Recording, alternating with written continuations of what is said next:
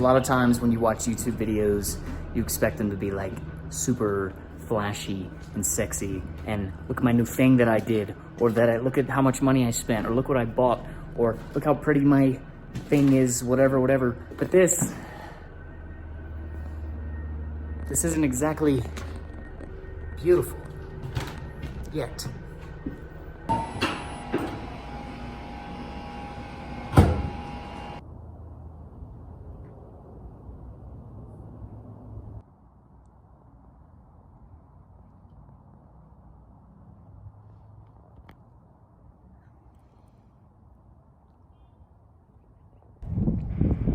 My dad got into an accident last night, and it made me realize something. It got me to thinking a little bit, and I realized that I love him a whole lot. And my life would change drastically if ever I lost him. And thankfully he's okay from this accident.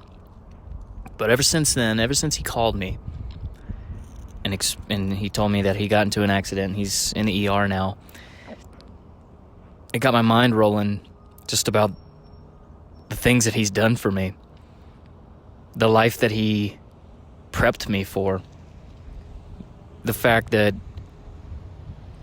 I work hard and don't expect anything out of other people because of him. I feel as if I deserve nothing unless I earn it. And I wholeheartedly believe that if you don't work for something, you shouldn't have it. You shouldn't obtain it. And the final thing that I've learned is, not even the final thing, just so many different things, but one of the biggest things I've been thinking about is life is not here forever. We're not here forever. We're not going to be on this planet past our expiration dates. And so it becomes our job at this point of realization, that it's now our job to do something about that. Do something about the life that we've been given. Something that we're proud of. Doing something that we love. And sometimes it takes doing the things that we don't care to do early on, so that later on we can do the things that we love and focus on. And for me, it's expressing myself through my art. And while I'm trying to make that my full-time gig, I'm doing other things to supplement income, to provide a life so I can eat and sleep comfortably. And the work ethic provided by my dad came from my childhood. You see, when I was a kid, given 16, 17 years old, even 18, I couldn't wait until I was out of the house. I couldn't wait to get away from my family. I couldn't wait to escape. And what I didn't realize is, the older that I get, the more that I realize that I was raised strictly with intent, and it was tough, and I didn't have a whole lot of fun in my childhood, but looking back on it, I realized I was prepared to be successful by my own terms. And see, to take you back a little bit, is I grew up when I was, my dad built my mother's dream home with his bare hands. He built it with a background in construction. He built Mom's dream home. She designed the thing, and Dad built it. And it took around 2 years to finish, if I remember correctly. I was 4, 5, 6 years old. And then something happened when I was 6. In 2002, the house was nearly finished, and Mom passed away. She actually, by her own hand, she passed away. She made a decision and decided that she didn't want to be here anymore. And she left behind 2 little boys, me and my younger brother, Dawson, who was 2 at the time, and a dad, a husband, who at the time was working halfway across the country in Arizona, and got the news from his brother that his wife was gone. And from that point, my father had to fly home, quit his job, fly home, and take care of 2 little boys and figure out something to do with this house that was unfinished. And fast forward a little bit, and Dad gets remarried, has a child with his new wife, and now we have a little sister. Her name's Mallory, and she's 9 years younger than I am. So we all grew up. There was 4 of us, actually. Had a stepsister as well. So there was 4 of us growing up in this big, massive dream home of my mother's. And as an outsider looking in, we had it all figured out. You would drive to my house, which was tucked away neatly in the middle of 10 acres of land that my dad owned. A 3,600 square foot house. We had a family. To outsiders, it was a home. To me, it seemed to be anything but. I felt like I was a slave. So I was raised really strictly, and while the rest of my friends, I would watch them at school with the latest and greatest of whatever, clothes, consoles, and as we got older, cars, girlfriends, and all that. Dad didn't buy into it. Dad was never one to keep up with the times. He didn't want to buy a thing just to fit in with a group, a class. And he taught me from a very young age that that's not even important. You shouldn't even acknowledge that. You shouldn't even bat an eye towards what someone else has, what someone else looks like, the clothes they wear. But what you should do is pay attention to who they hang around, and pay attention to who you hang around. See, Dad wouldn't let me hang around the kids who were spoiled rotten, who got the newest and the latest and the greatest. He wouldn't let me hang out with them. So a lot of my childhood was spent by myself. I would play sports, and I would hang out with my friends after school during the sports, and then I would come home, and I would play my now dated game console. And something that, living up in a strict home, I didn't get to play it very often because I was grounded a lot from it.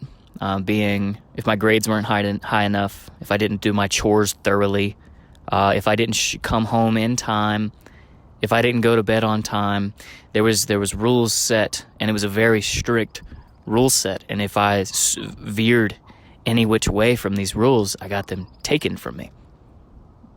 I got my game consoles taken. I got my freedom taken from me. And my life was consumed with chores. And the only kind of entertainment that I was allowed to have was books. Grounded or not, something very consistent that I could have was books. And then I would read books. I would read and read and read.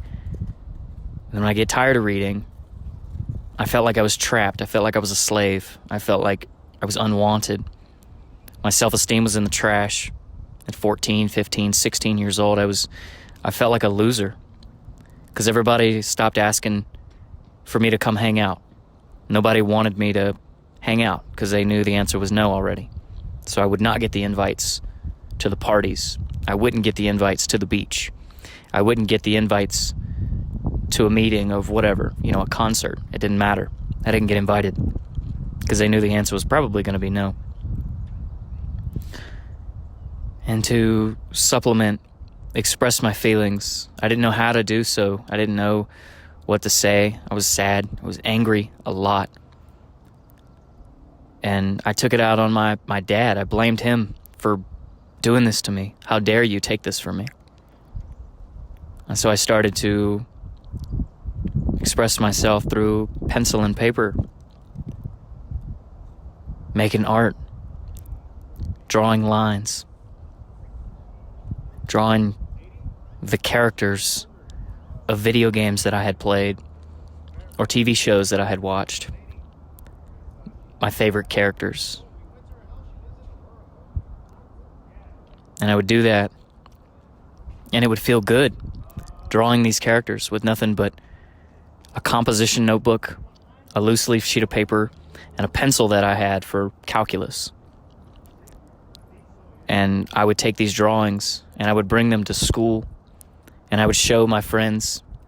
And these friends that were the one that I spoke of earlier, the ones who had the latest and greatest, the ones who were, they had the things. They made fun of me. They laughed at me. They told me that people's hair don't actually stick up like that. They told me to stop doing that because it's embarrassing to the friend group. They told me to stop. And so I stopped. I stopped showing them, but I kept drawing. Something else I just became even more sheltered at that point. Just became more closed off to the art, to the work that I made, to my expression. It's how I learned how to express myself, through my lines, through my work. And it was fun. And I became obsessed with getting better and better and better, learning new shading techniques, learning new art supplies, materials, upgrading from lined paper to now copy paper. And I even took some of my favorite pieces. I took them to the library and would secretly take my favorite drawings and then ask them to laminate them. And they would. They would laminate my drawings for me. And I still have these drawings today. The ones I'm most proud of, because for the first time in my life, I made a decision. I was faced with adversity. I was told to stop. I was encouraged to quit. I was told I was an embarrassment, but I kept going because I didn't care what anybody else thought. I didn't care. And that mindset came from my dad. My dad gave that to me. He taught me all the time that it does not matter what someone else thinks, says, or does anything. It doesn't matter what they do. You're going to do what you do. He never directly told me that I have to be this type of person. I will be in this career field. He never once told me that. He highly discouraged me from some because he didn't think they'd be a good fit for me, and he was right. He never told me once who I was, but he always encouraged the aspects of what was me.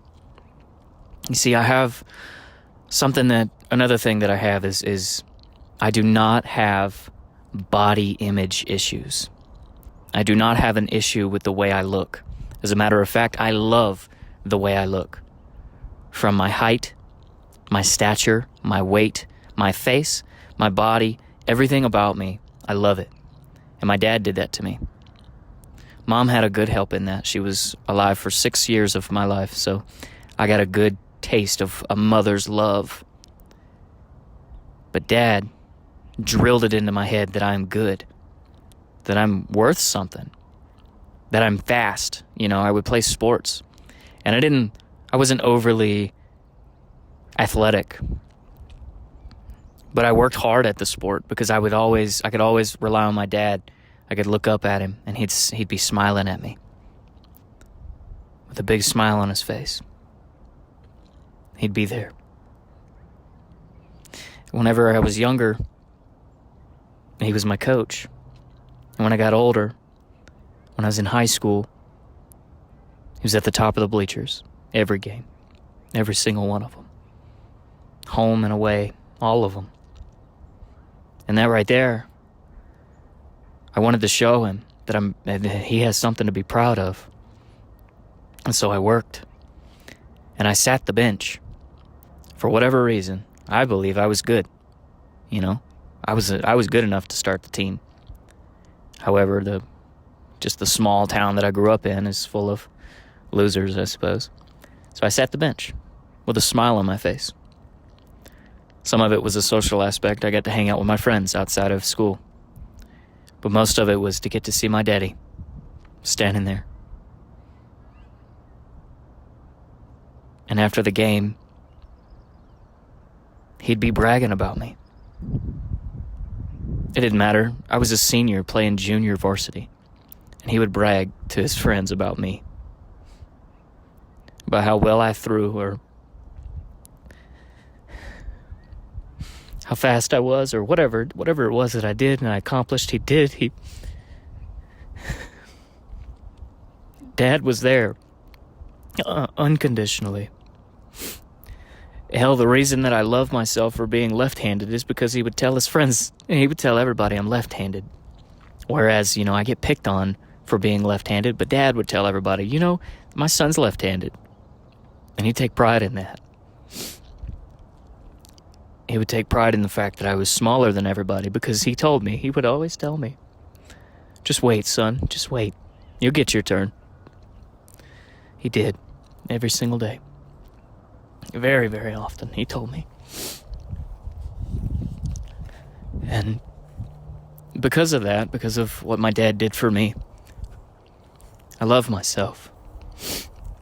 I love me for me. I love who I am.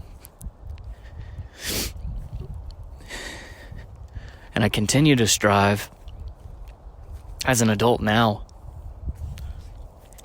My work ethic shines through what my dad did for me. What my father, my daddy, he was hard on me as a kid. And even if I'm 25 years old now, and if he finds out that I'm doing something that's just not responsible or just plain out stupid, he'll call me and lecture me and tell me that I'm making a mistake, that I need to stand up, I need to dust off, and I need to keep going. And I love him for that.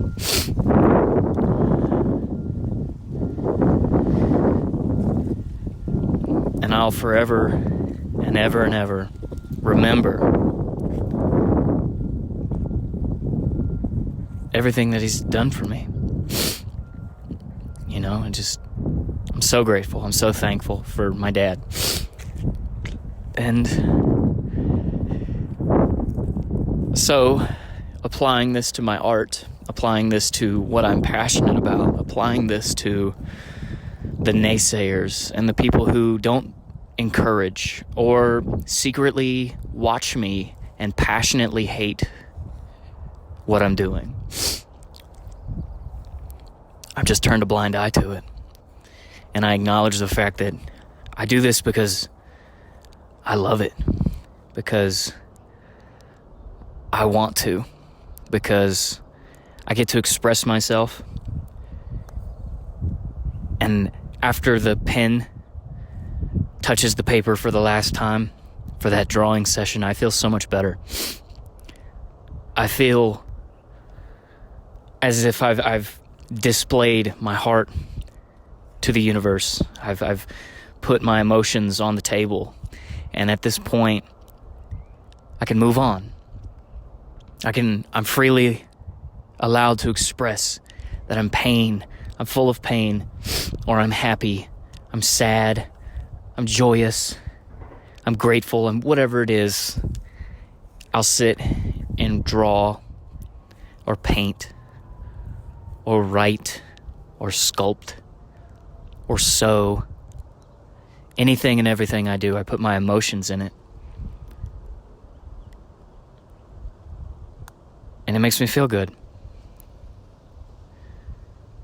And because of the teachings that my dad did for me, as a wee lad, all the way up till I graduated high school, and even today sometimes, I reminded that this is my life. This is mine.